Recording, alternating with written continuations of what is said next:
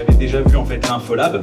L'Infolab à la base, c'était vraiment un lieu du coup effectivement où on pouvait échanger des compétences, se poser les uns les autres, travailler, démarrer des projets, etc.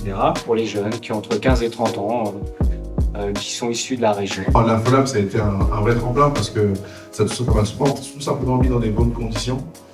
Moi, je voulais écrire des films. Et j'aurais absolument rêvé d'avoir une initiative comme ça, que ce soit des locaux, que ce soit une synergie, comme on en parlait avant, un écosystème, des rencontres, du matériel, évidemment, en plus. J'ai rencontré plein de gens qui faisaient plein de choses différentes au sein de l'Infolab.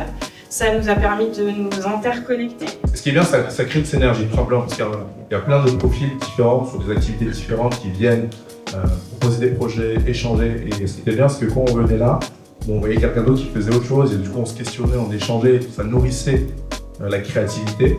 Ça nous a permis aussi de nous faire connaître, de développer nos réseaux. J'ai dû investir justement pour monter mon podcast, investir chez moi, avoir le matériel. Et en fait, cet argent, j'aurais pu l'utiliser de bien meilleure manière si j'avais eu effectivement, c'était le cas maintenant, mais en tout cas le studio qui est présent à l'Infolab.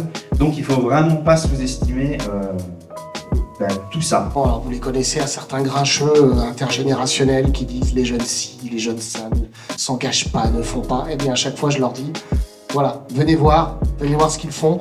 Et ça témoigne de l'engagement, de l'initiative et des projets collectifs. Vous avez une force à l'Infolab, c'est-à-dire que quand vous êtes capable de fédérer, faire du réseau, et vraiment, tout est possible.